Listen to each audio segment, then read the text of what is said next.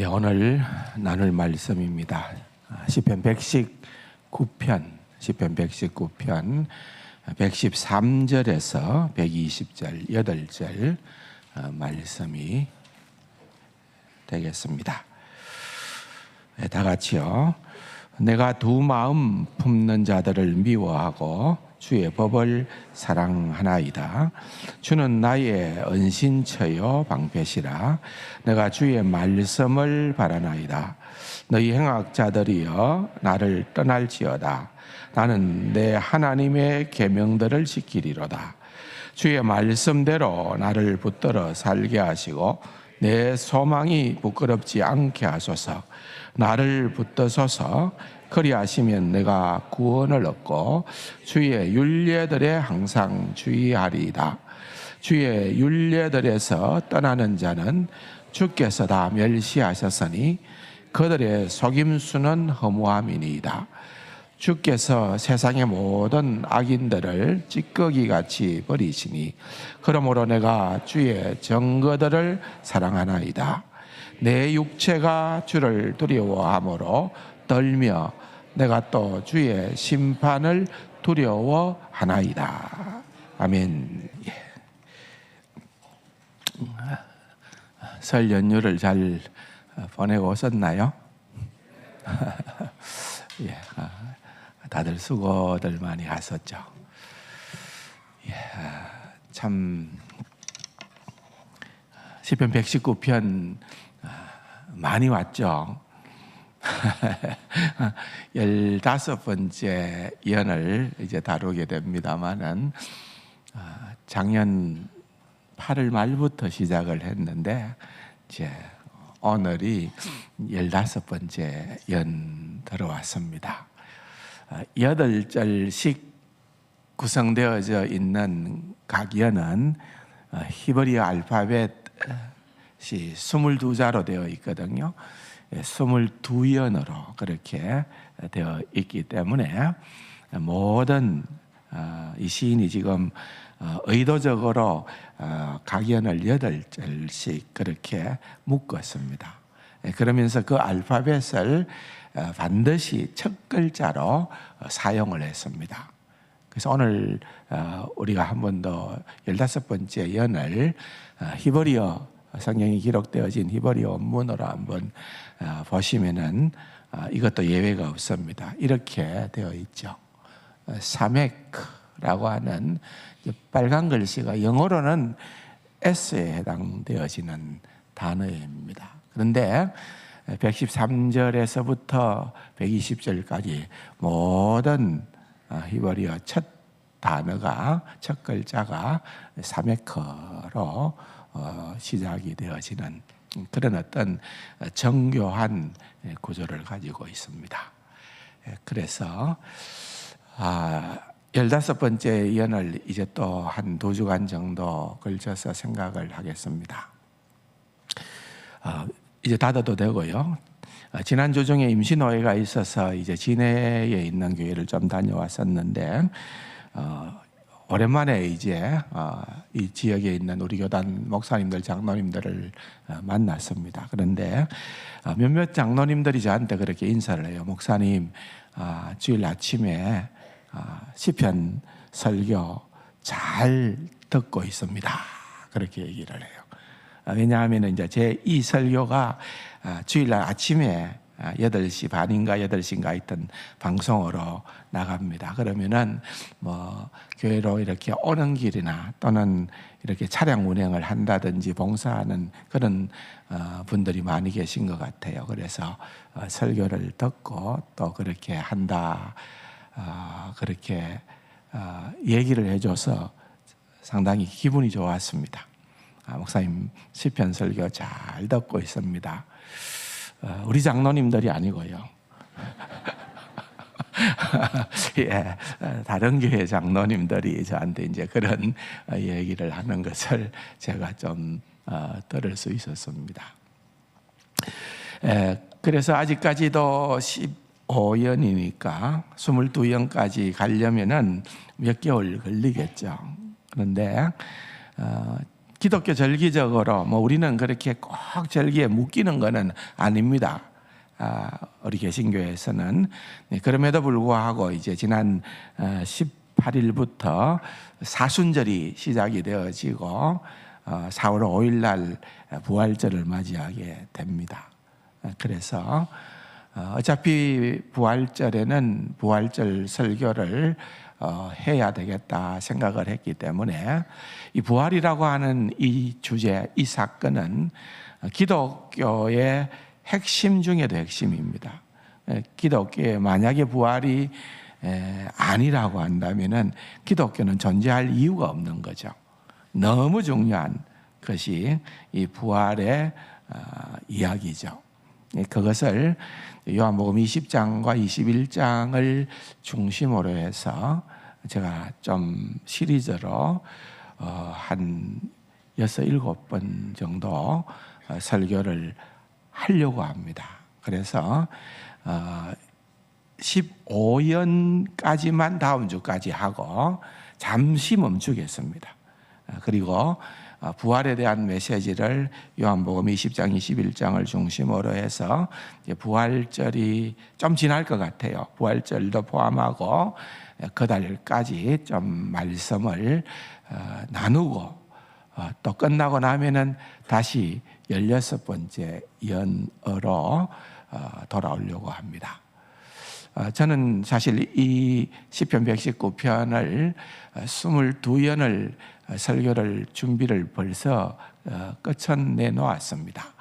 그렇기 때문에 계속 반복해서 보고는 있습니다만은 아무튼 조금 미루어도 크게 상관은 없을 거다 그래 생각을 하고 부활절을 기점으로 해서 저희들이 또 부활에 대한 내용들을 핵심적으로 좀 더 깊이 나누는 것이 유익하겠다 생각을 해서 잠시 신약으로 들어가도록 그렇게 생각을 합니다.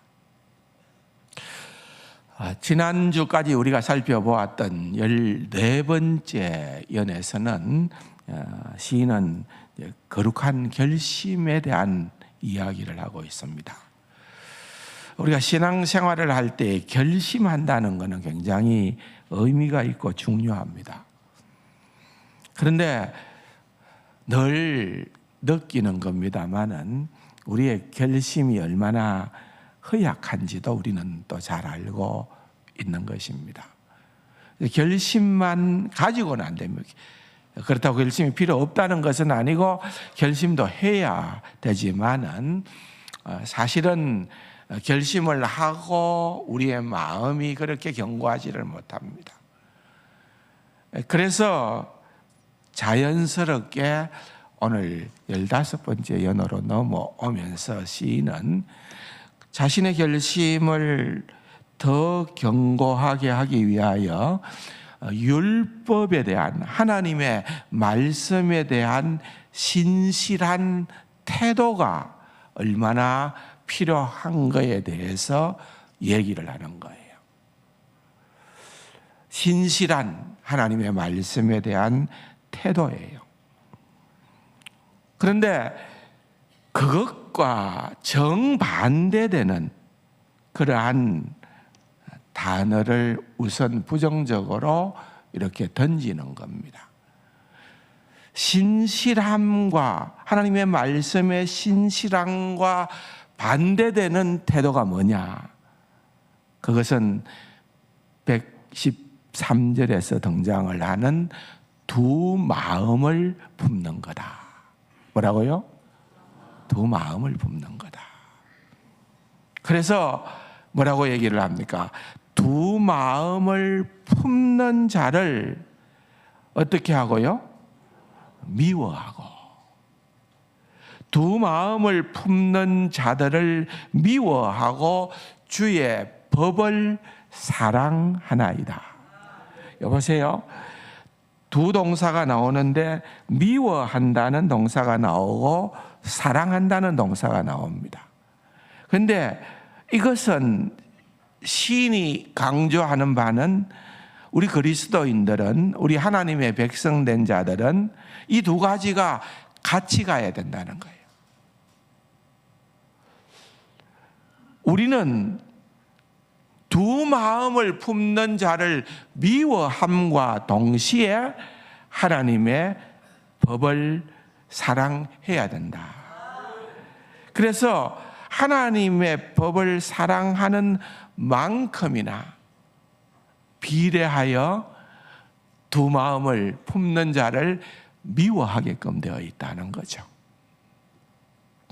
굉장히 중요한 그런 어떤 표현입니다.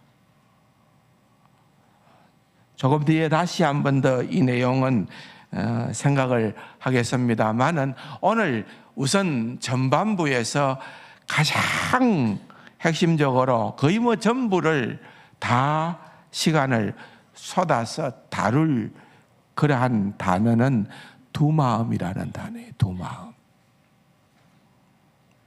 그래서 오늘 제목이 뭡니까?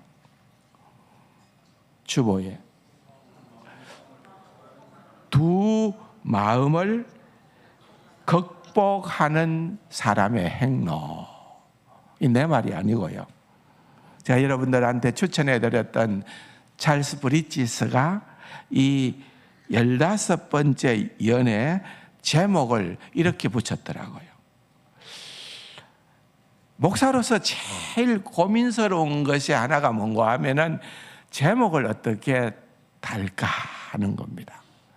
여러분들은 별로 관심이 없어서 들어와도 주보의 제목을 그렇게 신중하게 안 보시는 것 같아요. 제가 물어봐도 적극적으로 반응이 안 나오더라고요. 근데 여러분들이 그렇든 말든 간에 어쨌든 이 제목이 주는 어떤 그 뭐라 그럴까요? 뭔가 메시지를 담아야 되겠다. 그래서 이 제목도 정해봤다가 지우고 저 제목도 정해봤다 지우고 이렇게 하다가 찰스 브리지스의 책을 펴니까 그 타이틀이 뭔가 하면은 두 마음을 극복하는 사람의 행로라고 하는 말에 그냥 눈이 번쩍 뜨였습니다. 이분이 고인이 됐었기 때문에 내가 꼭 이분에게 양해를 안 구해도 되겠지. 그래서 너무 좋아서 그 타이틀을 그냥 갖고 왔습니다. 두 마음을 극복하는 게 진짜 그리스도인이다. 그 말이죠. 그래서 그는 책에서 이렇게 얘기를 합니다. 타락은 사람의 정서들을 흩어놓았습니다.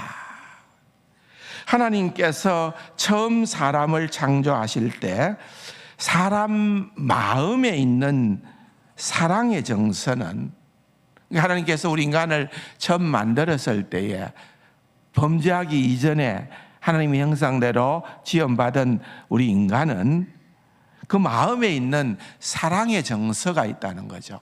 그 사랑의 정서는 하나님과 하나님의 말씀인 율법을 위하고 죄를 미워하게 만드셨습니다. 하나님을 위하고 하나님을 사랑하고 말씀을 사랑하고 죄는 미워하게끔 하나님께서 우리의 마음에 그런 사랑의 정서를 넣었다는 거예요. 근데 인간이 범죄한 이후로 아담의 타락 이후로 지금 사람은 미워해야 할 것을 사랑하고 사랑해야 할 것을 미워합니다. 그러니까 이게 엉망진창이 되어버렸다는 말이에요. 뒤죽박죽이 됐다는 거죠. 그러면서 그는 계속해서 뭐라고 얘기하는가 하면은 하나님의 은혜의 역사는 그렇게 뒤틀려진 정서들을 제자리로 오게끔 만드는 것이 하나님의 은혜의 역사다. 여러분, 우리가 이제 뒤틀어졌어도 우리가 우리 주 예수 그리스도를 믿고 성령님의 역사하심으로 거듭나게 되고 새로운 피조물이 되게 되면은 우리는 원래대로의 감정이 되어져야 된다. 그 말이. 원래대로의 감정이 되어져야 된다. 유명한 종교개혁가였던 칼빈도 이렇게 얘기를 합니다. 하나님을 바르게 섬기는데 전념하려면 자신의 악한 성향과 자신 앞에 올 수 있는 온갖 유혹들을 묵상하고 그것에서 물러서야 합니다. 우리는 인간 마음이 얼마나 깊은지, 그리고 그것이 욕망과 얼마나 얽혀 있는지 압니다. 그랬습니다. 여러분, 성경은요, 예외 없이 이 부분을 강조합니다. 예를 들면은 예레미야서 4장에 보면은 예루살렘아 내 마음의 악을 씻어버려라 그럽니다. 예레미야서 17장 9절에서는 만물보다 거짓되고 심히 부패한 것이 마음이다 그랬습니다. 그렇기 때문에 여러분, 우리가 신앙생활을 하는 것은 어떻게 보면은 이런 어떤 영적인 싸움을 하는 거예요. 원래 우리의 죄된 속성이 남아있고 선뿌리가 남아있고 이런 것들이 어떤 형식으로 우리를 넘어뜨리려고 사탄이 그것을 이용하는지를, 우리는 그 모든 과정들을 칼빈은 묵상해라는 거예요. 생각해라, 알아내라는 말이에요. 그래서 우리의 약점이 어떤 사람에게 있어서는 그것이 돈일 수도 있고, 또는 도박일 수도 있고, 또는 성적인 문제일 수도 있고, 명예일 수도 있고, 다양한 우리의 약한 부분들이 있다는 거죠. 그 약한 부분들이 어떻게 우리에게 침투해 들어오는지를 우리가 그것을 잘 알아야 그 다음에 그것을 차단도 하고, 물론 내 힘으로만은 불가능하지만은 우리는 그것을 성령의 도우심으로 차단을 하고 정말 하나님의 백성으로 서게 된다는 거죠. 그래서 이 두 마음이라는 것이요, 우리가 늘 경계해야 되는 거예요. 두 마음. 영어 성경에 보면은 NIV라고 하는 영어 성경에 보면은 이것은 나뉘어진 또는 이중적인 마음, 더블 마인디드, 그렇게 얘기를 해요. 나뉘어진 또는 이중적인. 그런데 히브리어 원어의 뜻을 잘 살리고 있는 험정역 킹 제임스 버전에서는 뭐라고 얘기하는고 하면은 이것을 허망한 생각들, 그렇게 얘기를 해요. 허망한. 두 마음이라고 하는 것은 뭐냐? 헛된 허망한 그러한 생각들은 우리의 인생에 치명적인 그런 어떤 손해를 끼친다는 거예요. 그래서 우리가 그것을 잘라내야 된다는 거예요. 이게 어떻게 보면은 찰스 브릿지 씨는 얘기해요. 고질병과도 같은 그런 것들이 자리 잡고 있는 마음을 십자가에 흘리신 주님의 피로 계속해서 씻고 또 씻어야 된다. 그렇게 얘기를 하는 거예요. 저는 이 두 마음이라는 이 말씀을 보면서 제 머릿속에 떠올랐던 책은 뭔가 하면은 21세기 최고의 기독교 변증가라고 할 수 있는 C.S. 루이스가 쓴 순전한 기독교라는 책이 떠올랐습니다. 굉장히 좋은 책입니다. 지난 주일날 모험이 답이다, 그 책을 선물 받기 위해서 저한테 정답을 문자로 보내주신 분들이 되게 많았습니다. 그래, 거기에 정답만 보내면 좋겠는데 그 마지막 부분에 목사님 나는 그 책을 원합니다.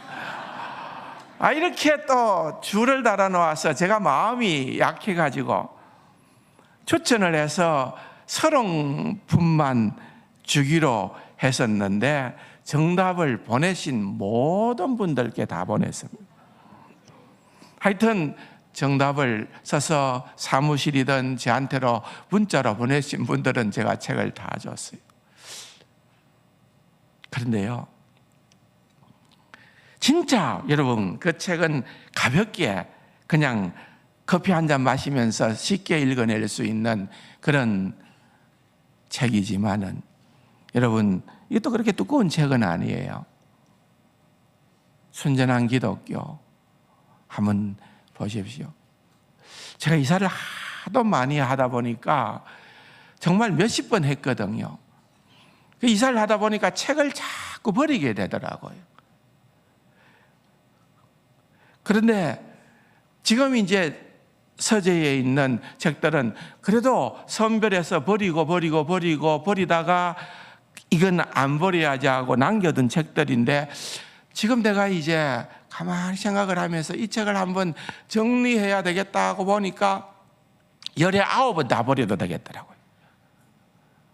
그러니까 그때는 그렇게 좋았고 그때는 그렇게 중요하다 생각했는데 그렇게 또 읽어지지는 잘 않아요. 네, 열의 하나에 해당되는 책 중에 하나는 순전한 기독교 이런 책들이에요. 이건 제가 나중에 누구도 안 줄 거예요. 내가 갖고 갈 거예요. 이런 책들이죠. 루이스가 이런 얘기를 합니다. 전인격적인 헌신과 분열된 자아 문제를 굉장히 강하게 다루었는데요. 우리 인간을 설명하기를 인간은 하나님을 향해 창조되었지만 범죄하고 난 다음에 인간은 자기중심성 때문에 내부가 분열된 존재가 되었다. 두 마음이 되었다 그 말 아니겠습니까? 특히 우리가 구원받은 하나님의 백성이 되었을 때에 조심해야 될 것을 지적을 하면서 그는 우리의 마음의 절반만을 하나님께 드리는 삶을 강하게 비판합니다.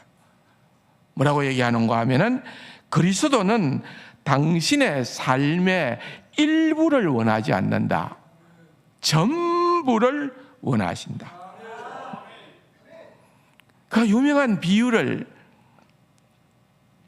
집 개조 이야기로 합니다.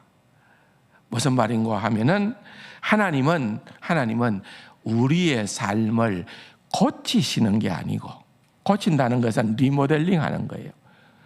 하나님은 우리의 삶을 그냥 고치는 게 아니고 재건축하신다.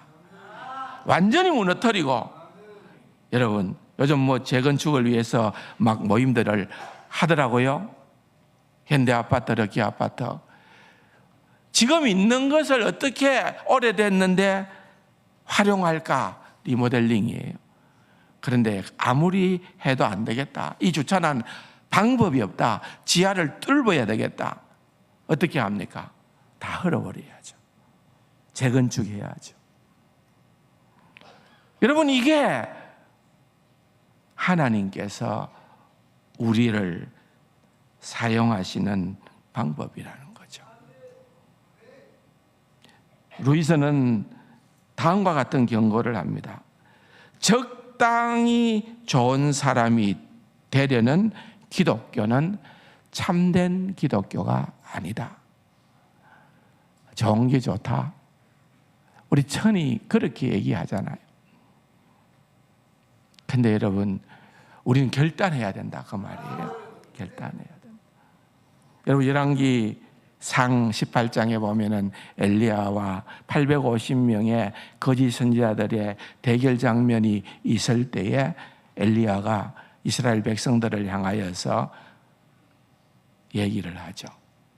뭐라고 얘기를 합니까? 너희가 어느 때까지 둘 사이에서 머뭇하려느냐. 여기 머뭇한다라고 하는 이 말하고 두 마음이라는 이 말하고 같은 의미예요. 같은 의미. 같은 단어는 아니지만은 정확하게 같은 의미예요.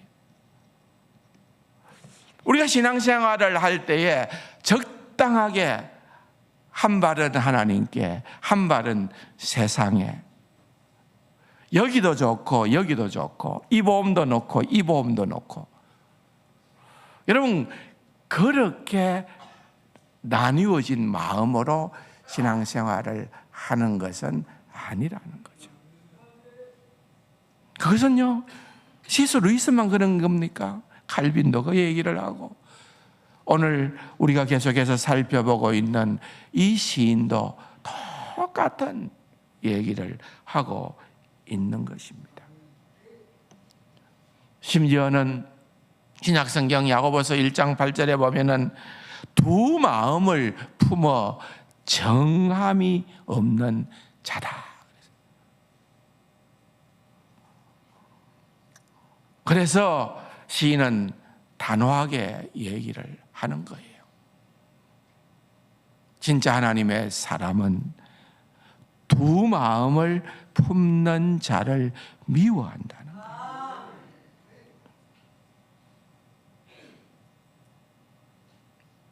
크리스토퍼 애쉬라고 하는 분도 이런 얘기를 합니다. 하나님을 전심으로 사랑하지 않는 사람들을 미워하고, 두 마음이라고 하는 것을 그렇게 해석하는 거죠. 하나님을 전심으로 사랑하지 않는 자, 그게 두 마음이다.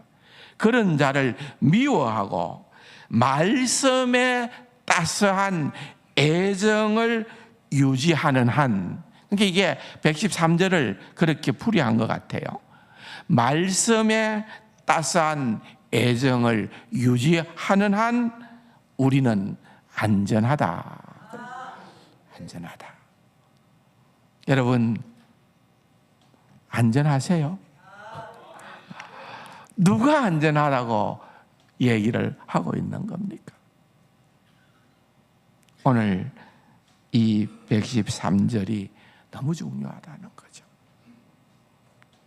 주의 말씀을 두려움으로 사랑하는 것만으로 되는 것이 아니고 정말 자발적인 마음으로, 너무나도 감격해서, 너무나도 날 구원해 주신 주님의 은혜가 놀라워서 정말 절로 사랑이 터지는 그것을 얘기를 하고 있는 것입니다. 사랑하는 성도 여러분, 정말 이것은 너무나도 중요한 겁니다. 고린도전서 7장 35절에 보면 내가 이것을 말하면 너희의 유익을 위함이라, 너희에게 올무를 놓으려 함이 아니니. 잘 보세요. 오직 너희로 하여금 이치에 합당하게 하여 흩어짐이 없이, 어떻게 해요? 흩어짐이 없이. 여러분 신앙생활을 해도 참 저분은 너무 반듯하다, 그런 생각을 가질 때가 있잖아요. 오락가락하는 것이 아니고 왔다 갔다 하는 것이 아니고 참 저 사람은 참 어느 면에서 보든지 간에 정말 반듯하구나, 흩어짐이 없구나, 흩어짐이 없이 주를 섬기게 하려 함이라. 여러분 대충 하나님을 섬기면서 하나님이 기뻐하거나 나도 하나님을 기뻐할 수 있다고 착각해서는 안 된다고 말입니다. 정말 흩어짐이 없이 그렇게 주님 앞에 설 수 있어야 된다. 혹시라도 이 자리에 지금 예배를 드리면서도, 지금 하나님의 말씀을 받으면서도 내 마음에는 그냥 하나님의 말씀이 그냥 흰 종이에 읽을 수 있는 그냥 글씨고, 이것이 나의 마음에 새겨 들지를 아니하고, 이 말씀은 그냥 뭔지도 모르겠고, 뭐랄까요, 좀 고약한 표현으로 말할 것 같으면 강팍해지고 우리의 마음이 드라이해진다 그래요. 메마르게 된다 그럴까요? 왜? 하나님의 말씀이 생명수와 같이 우리의 영혼을 살리고 그 말씀 때문에 풍성하고 더 큰 충만으로 나아가는 그러한 그리스도인의 삶의 기쁨을 누리지 못하고 그냥 신앙생활 하는 것도 맹숭맹숭하게 아무런 재미도 없이 민가하고,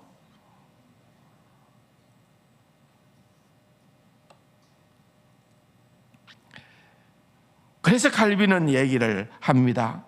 사탄은 안팎으로 우리의 마음에 허영심을 자극하고 있다는 것을 깨달아야 합니다. 우리 안에 공상과 탐욕을 잘라내기까지는 우리가 하나님을 섬기는데 전념하는 목적을 지향하기는 불가능합니다. 여러분이 가지치기를 해야 된다 이거예요. 가지치기. 내 야망, 내 헛된 그러한 어떤 비전, 이것을 내려놓지 못하고 이걸 이루기 위한 하나의 수단과 도구로 예수를, 나는 능력이 부족하니까, 분명히 예수님은 능력자니까 예수를 이용하려고 한다면은 그것이야말로 여러분 두 마음을 품는 자들의 전형적인 모습이라는 거죠. 오늘 여러분들에게 정말 얘기하고 싶은 것은 두 마음은 아니라는 거죠. 두 마음을 품는 자를 미워하는 것. 여러분 115절을 한번 보시기 바랍니다. 거기에 너희 행악자들이여, 사실은 이것은 두 마음을 품는 자의 또 다른 표현이에요.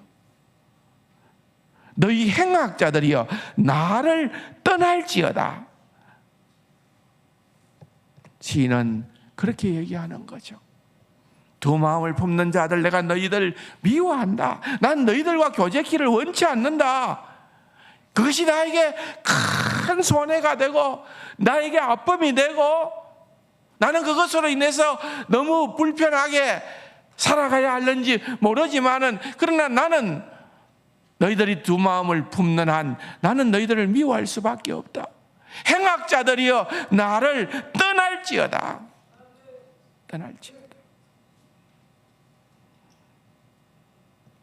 얼마나 담대한 선포입니까?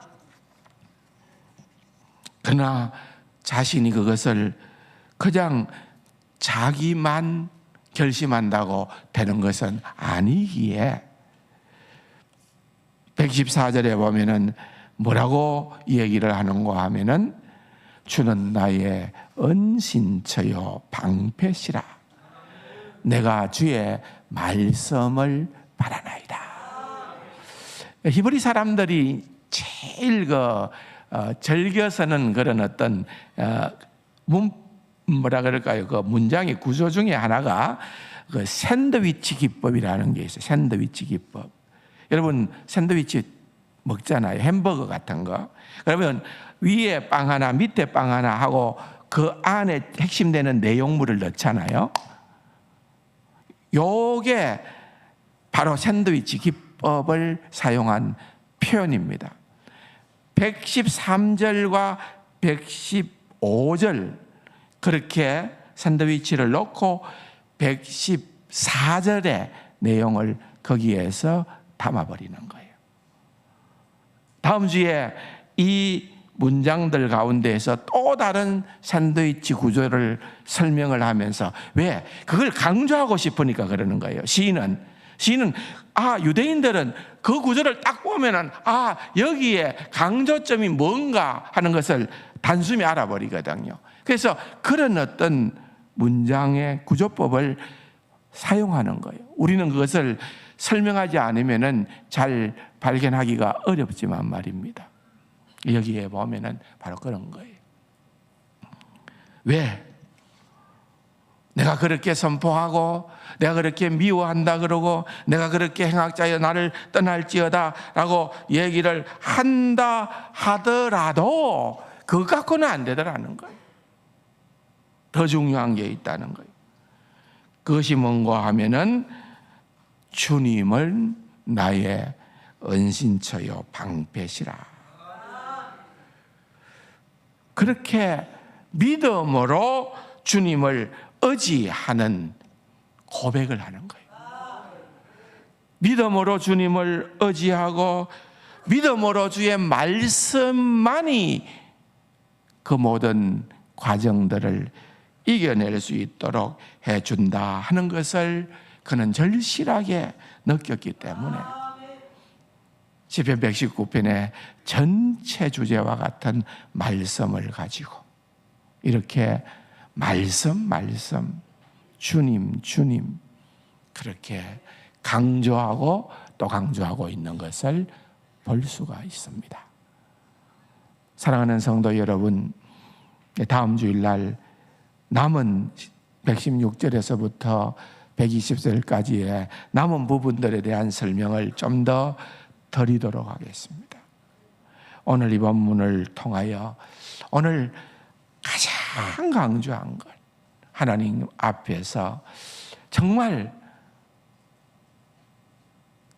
두 마음을 품는 것이 아니고 오직 사도 바울을 생각해 보십시오. 예수님의 제자들을 생각해 보십시오. 그들은 주님 때문에 오직 한 길, 전심을 다하여 죽기까지 모든 것을 다 주를 향하여 그렇게 모든 생을 걸었던 것을 보게 되는 것입니다. 여러분의 삶의 일터에서 믿는 자로서의 아름다운 그러한 모습들이, 그러한 향기들이 계속해서 나타날 수 있는 귀하고 복된 우리 세상 가족들이 다 될 수 있기를 주님의 이름으로 축원합니다. 좋으신 아버지 하나님 감사합니다. 오늘 15번째 연을 통하여 주님께서 말씀하시는 이 귀한 진리를 우리의 마음판에 새기고 정말 주님 앞에 전심으로 나아가는 귀하고 복된 우리 세상 가족들 다 되게 하여 주옵소서. 존귀하신 예수님의 이름으로 감사기도 드립니다. 아멘.